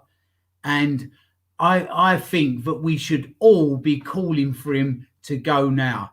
And if not, we should be making life as difficult as possible for him and the rest of that board, because there's a few others on that board that are culpable as well. Absolutely culpable. Donna Cullen, she's another one, and all of them. They all need to take a good long look at themselves, but they can redeem themselves. They can just take a look at themselves and change the way they operate and pick a fighter, pick somebody to come in who's going to be the sheriff of this Wild West show and back him. And if he makes tough decisions, go with it. So, look, we might well be back tomorrow night or tomorrow with another show because a new manager has come in. But until everything changes, until they go or they absolutely change their operating way they do things, nothing's changing, Rick. And that is very, very sad. So tomorrow night. I feel bad. I know I promised that was the last question, and Lee's going to have to answer two here very quickly. Can I, Pat, just one word for me on this? If they are letting Stellini go, who's getting this freaking... Is it a job? What do you call this at the end of the season? Who is getting this? You know what? I'd give it to Harry Redknapp. I know it's a wild card and a wild shout, but at least he knows the club. He's a good manager. He understands the Premier League. He's someone we could get in right now, because the other guys that we want, they're not going to take the job now. They're going to take it in the summer. So get Harry Redknapp in for the last couple of games. He'll definitely get more out of it, tune out of these guys than Stellini would. Or you give it to Ryan Mason. I'm sure Ryan Mason would do better than Stellini as well. Crack, come over to you. We'll have to close it with Lee. Crack, go on. You saw Harry a couple of weeks ago. Did he want it? Just very quickly. Did he want a job? Yeah, go on. I've worked with Harry a few times, and I've got to know Harry, and I absolutely love Harry. He is one top man. And do you know what? He loves this club. He absolutely loves his club. I know a lot of people associate him with West Ham, but he was at Tottenham first. He loves this club. He loves the fans. And at 76 years old, 76, he would come in tomorrow morning and get a tune out of this squad. I'm telling you, because he burns as brightly now at 76 as he did at 26. And he knows this game inside out, and he knows players inside out as well, and what makes them tick. And he'll take a player on the deck and make them feel 10 foot tall. And people go, you're ridiculous. I know him. I guarantee you, I would put my kids' lives on it. Him coming in now would get a tune out of these players. It's not the maddest idea in the world. It really isn't. He's a good man. Lee, come on, bud. Let's close it with you. Can I just say, it's been a really, really therapeutic show. I think it's cathartic when you do this for only 2 hours, and as much as we all love each other's company, and we have the viewers and listeners, I have to say that I know many say they actually enjoy the podcast more than the games right now, and I have to say this does keep me going in a weird way. That, listen, I love the football club, but when you come away and talk about it with like-minded fans, and sometimes people aren't like-minded, that's what makes the conversation great. We all have difference of opinions. I disagreed earlier with Cracks on the Chelsea vibe, but we love each other. He knows I absolutely adore him. And the thing is that I say this club is it gets us. Spurs get us, and we can't unfortunately break away. We're always going to be Spurs fans. There's never going to be any time when we're going to leave this club, and that's that is the reality. Players go, managers go, boards go. Believe me, they will go eventually. They will. No, it's not going to be here forever, but we're stuck with them here. Lee, let me close it with you. Stellini to the end of the season, and if it's not Stellini, who, Lee? No, not for me. He should have gone about half an hour after the game. I'm just hoping that Daniel Levy is on a different flight or different coach to him coming back from Newcastle, but they bump into each other when they go back to Hotspur Way or the lodge, and he gets the job done there. I'm hoping for the corner flag or the upside down cockerel picture to be coming out at 10 o'clock with breaking news. It should have already happened. So for me, definitely gone. I actually quite like the shout of Harry. I mean, you can't argue with well, Patrick put a good case for him, but then you can't argue with Crackers, right? I mean, bloody hell, Crackers knows him. You've seen what's happened with Frank Lampard down as an interim down there. It hasn't gone too well for him there, but I think what the biggest thing will be, regardless if it's Harry or somebody else, is change. Is that change? Like just freshen something up. Training's going to be the same under Stellini. The tactics are going to be the same under Stellini. It's basically a worse version of Antonio Conte, which is a nightmare. So it's something's got to change on that side. So even if it is Ryan, at least you'll get something changed. But we didn't get a new manager bounce. Somebody put about Roy Hodgson in there, 4 games through Palace, 10 points. That's because they got a new manager bounce. We didn't get a new manager bounce. We didn't get a new manager. We just got a worse version of the manager that we actually had in the first place, who actually is a world-class manager by all accounts. So, it's that whole mess situation. So for me, it's Stellini to go. Thank him for a time. I actually put a tweet out earlier today about his press conferences, like when he was the interim manager, stepping in, whilst Conte was unwell. I thought he spoke really well. I thought he was quite engaging. He was quite, coming out with certain things around the tactics and all that. Was quite. Now he's morphed into this robotic, almost standoffish person because he's the lead man, and he, with the greatest respect, he can't handle it. He's not the lead man. He's not a leader in the slightest. So for me, he's got to go. I don't know what the other piece of the question was, Rick. I mean, I don't know. Harry Redknapp. It needs to be somebody who is just going to be different to what we've had for the last 5 years, because that's the thing that's going to get the players are going to come and train and I quite like this. Oh, this is quite good. Oh, gives you an extra bounce. I've joked on this so many times, and I can't joke anymore because the seriousness of now where we are. But have a haircut. It makes you feel good. Get people around you, makes you feel good. Smile, laughing again, playing nice football on the pitch, on the training ground, doing some really good stuff, getting an arm around you. This is the stuff that probably Harry would do, right, Crackers? Making people happy and get smiles back on people's faces. This is part of leadership. People think it's, don't be so stupid. This is it. You might raise your game by 10%, 15%. That's 2 goals on Thursday against Manchester United, for example. Push a bit further up the pitch. But we've got longer term issues, of course. But I mean, if we got Harry Redknapp in and he's done a fantastic job like he's done in the past, and we ended up getting top 5, top 6, is that going to be them papering over the cracks? Part of me almost wants us to go to United and get, for United to come to us and get ruined. And then we go up to Anfield and get ruined. And we've conceded 18 goals in the last 3 games. That's going to be very painful. But part of that is just compounding the crisis that we're in. We can see it. All the fans can see it, Rick.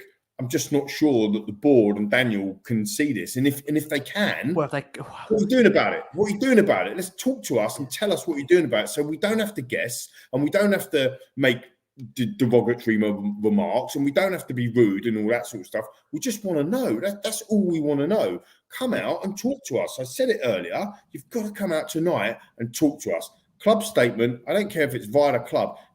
I want to see my leader at the football club that I spend most of my time and most of my money on, because I want to know where we are today, what we're doing and where we're going. And that is not too much to ask. The Trust have asked for it. Change for Tottenham have asked for it. Last one, the Spurs are asking for it. The boys over at We Are Tottenham TV are asking for it. Chris Callan's asking for it. We're all asking for it. We're all asking for this. Why are you so arrogant, or it seems like you are, to not come out and tell us and give us them answers? That's all we want.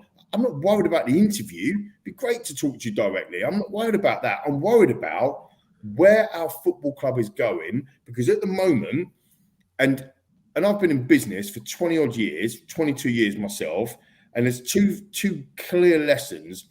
When you get silence, it's either two things. They don't want to work with you, or they don't want to be with you, or they don't know the answer.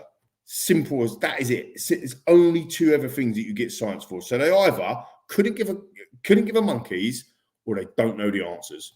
So which is it, Mr. Levy? Which is it, the board? Because we want to know. Because I've been a defender of Inink. I've been a defender of Daniel Levy, and I still stay to this day magnificent what they've done off the pitch. Absolutely magnificent of where we are in terms, and I still say that today.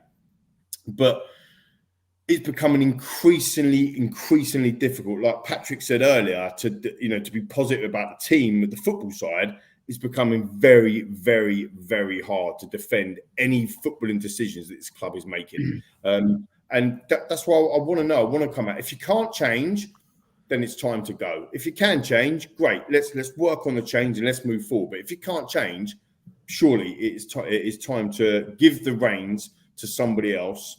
And give them a go, because you're very quick to do that to your managers, very quick to do that. 14 managers in 22 years. So why are you not so quick to do it in certain other things? And I do appreciate, from a business side of things, the board have to govern against risk and governance, and they have certain things the objectives they have to fulfill from a club's perspective. But the footballing side is the thing that we all care passionately about, and we don't know where we are or what we're doing or where we're going. And the sooner that changes, the better. Rick, just quickly, King Hoddle in the mentions there has just said they might be struggling for answers, but they don't know themselves genuinely. Well, let me tell the board of this club that there is an absolute raft of help out there for you, of people that get the club. There's a lot of ex-players. Just get a vibe from them. Glenn Hoddle will tell you a lot of things that you might learn something from. Harry will, that might tell you some things. Ledley King, Michael Dawson, Ozzy Ardiles. There's an absolute raft of people out there. David Pleat. There's a lot of people out there that genuinely want to see Tottenham do well. And if you don't really know what the answers are to it, go and take some counsel on it. Okay? Don't listen to just one man. Listen to 5 or 6, 7 people, and then get a flavour of what they're telling you is needed at this club to make it work.